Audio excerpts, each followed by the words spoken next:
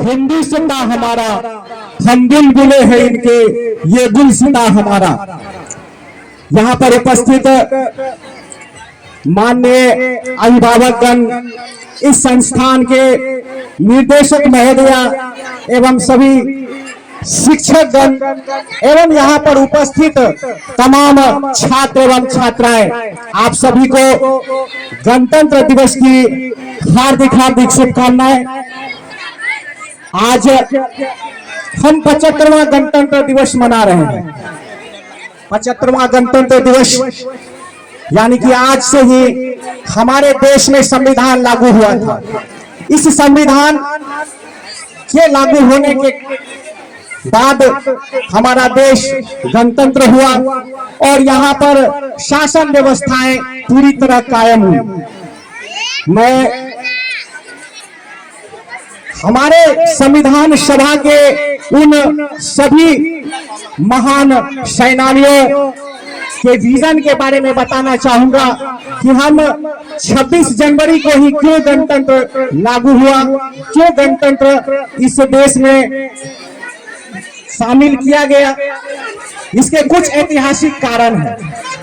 जब हमारे स्वतंत्रता सेनानी देश की आजादी के लिए लड़ाई लड़ रहे थे तो 1929 ईस्वी में लाहौर कांग्रेस के लाहौर अधिवेशन में पंडित जवाहरलाल नेहरू, जो हमारे प्रथम प्रधानमंत्री थे, इन्होंने यह ठाना कि हमें पूर्ण आजादी चाहिए, हमें पूर्ण स्वराज चाहिए और हम प्रत्येक वर्ष 26 जनवरी के दिन स्वतंत्रता दिवस मनाएंगे। और इसी कारण 26 जनवरी 1930 ईस्वी को रावी नदी के तट पर पंडित जवाहरलाल नेहरू ने सबसे पहले हमारा तिरंगा को लहराया था। जब हमारा संविधान 26 नवंबर 1949 को बनकर तैयार हुआ तो हमारे इस स्वतंत्रता दिवस को एक ऐतिहासिक दिन के रूप में रखने के लिए हमारे संविधान निर्माताओं ने इसे 26 जनवरी के दिन लागू करना चाहा, ताकि हमने जो स्वतंत्रता दिवस के रूप में मनाने के लिए ठाना था वो ऐतिहासिक पल हमारे देश में सदैव के लिए स्मरण रहे और हम प्रत्येक 26 जनवरी के दिन 26 जनवरी को गणतंत्र दिवस के रूप में मनाए। जब संविधान लागू हुआ तो उससे क्या क्या हमें लाभ हुआ ये तो आप सबों को पता ही होगा। हमें कई आजादियां मिली, कई समानताएं अवसर मिले, लेकिन उन सबों में जो सबसे महत्वपूर्ण मैं मानता हूं वो है समानता का अवसर। हमें समानता का अधिकार दिया गया, हमें ऊंच और नीच से बाहर कर एक पंक्तिबद्ध खड़ा किया, हम सब एक लाइन में खड़े हुए। यह संविधान का ही ये आज परिणाम है जो हमें पूरी तरह से समानता का अधिकार मिला हमारे देश में। तो हम बात कर रहे थे समानता का।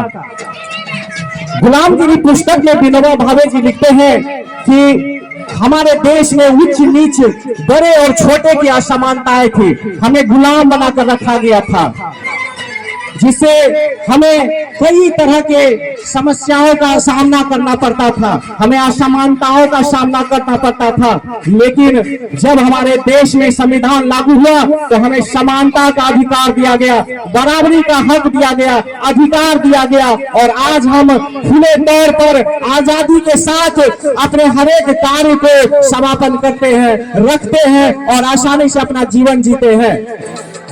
डॉक्टर राजेंद्र प्रसाद कहते हैं जब संविधान लागू हुआ था कि अगर इस संविधान में अच्छे लोग के हाथों में लगते हैं तो इस संविधान का कार्य अच्छा होगा, अगर बुरे लोगों के हाथों में यह संविधान लगता है तो इसका कारण क्या होगा, संविधान का उपयोग गलत हो जाएगा। इसीलिए हमें अपनी स्वतंत्रता, हमें अपने अधिकार को समझना होगा, अपने अधिकार के लिए लड़ना होगा। जैसे हमारे महान स्वतंत्रता सेनानियों, क्रांतिकारियों ने लड़ा।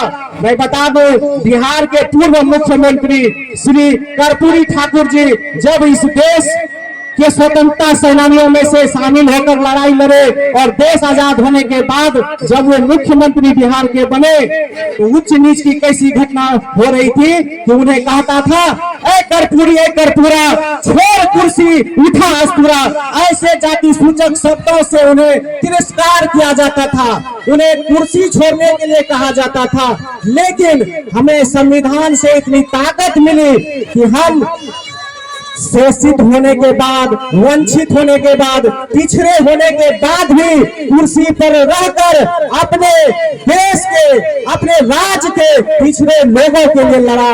और बिहार भारत का एकमात्र ऐसा राज्य था जो मंडल कमीशन लागू होने के पहले अति पिछड़ों अनुसूचित जाति, अनुसूचित जनजातियों को आरक्षण देने का काम किया और साथ ही साथ आर्थिक रूप से पिछड़े लोगों को भी अधिकार देने का काम किया था। तो हमारे ऐसे समाज सेवी, ऐसे सोचने वाले बुजुर्ग क्रांतिकारी स्वतंत्रता सेनानी, उन्हीं की आज ये परिणाम है कि हम स्वतंत्र होकर जी रहे हैं, समानता के अधिकार के साथ जी रहे हैं। और हम सब आज इस पावन पुनीत अवसर पर अपने तिरंगे के नीचे बैठकर गर्व से भारत माँ का सेवा के लिए अग्रसर होकर, तत्पर होकर प्रतिज्ञा करते हैं और आगे बढ़ते हैं। मैं आप सभी छात्र छात्राओं को शुभकामनाएं देता हूं कि आप लोग भी आगे बढ़े, अपने देश के लिए आगे बढ़े, अपने अधिकारों के लिए लड़े, अपने समाज में वंचितों लोगों के लिए लड़े। कि कहीं अगर किसी को दबाया जा रहा है, किसी के अधिकार का हनन किया जा रहा है, तो आप उसके लिए आगे बढ़े, उसे उनका अधिकार दिलाए और अपने राष्ट्र के प्रति समर्पित रहे। कि हमारे देश को अगर आपकी कहीं भी आवश्यकता पड़े तो पहला कदम आपका हो। आज की स्थिति ऐसी है कि जाति विभेद, धर्म विभेद किया जा रहा है।